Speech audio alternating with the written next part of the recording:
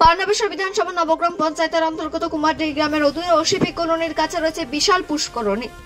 সেখানে এলাকার হাজার খানেক বাঙালি ও বাঙালি মানুষ ছট পূজার জন্য আসেন।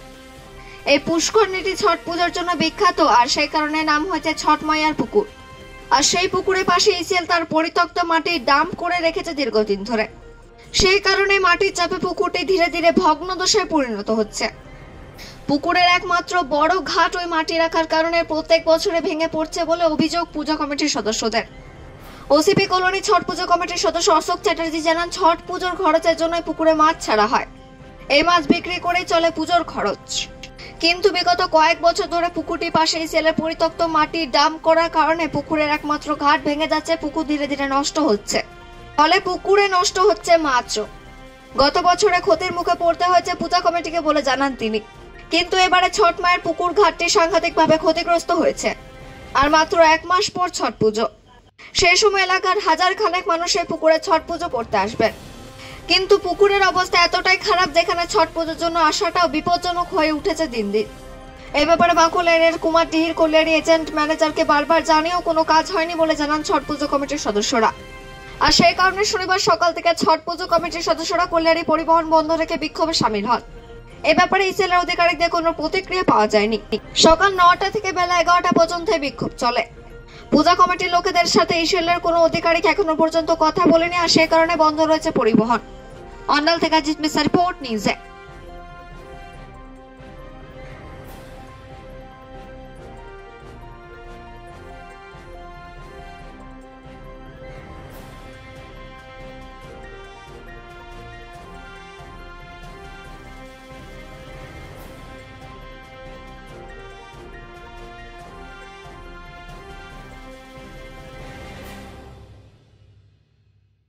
মূল দাবি হচ্ছে আমাদের ছোট পুকুর দীর্ঘ 40 বছর ধরে আমাদের এখানে পরবর্তীটা ছোট পুজো করে আছে। যে ছোট পুকুরে, সেই ছোট পুকুরে ইসিএল উপরে ওবি ডাম্প করে দেওয়ার জন্য টোটাল পাহাড়ের জল এসে আমাদের পুকুর আগেও ভেঙেছিল।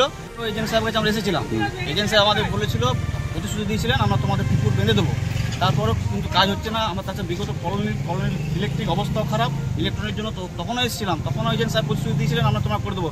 আমাদের যা হওয়ার যা গেল, ছোট পুজো কমিটির মিনিমাম 4 লক্ষ টাকার মাছের লস হলো। লোকসান তো গেলই, তাতে আমাদের কোনো অসুবিধা নেই।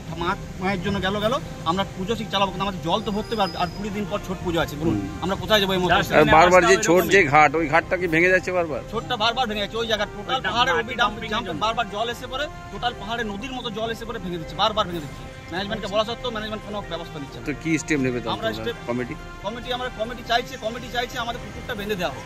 আমাদের আর কিছুদিনের মধ্যে পুজো আছে, যাতে জল ভরতে পারে, এত পরবর্তী লোক আছে যারা পুজোর যাতে করতে পারে। আর যে জায়গাটা ভেঙে গেছে ওই জায়গাটা ঘাট করে দেওয়া হোক, আর কিছু না। আর কলোনি ডাস্টবিন অবস্থাও তো যাতাই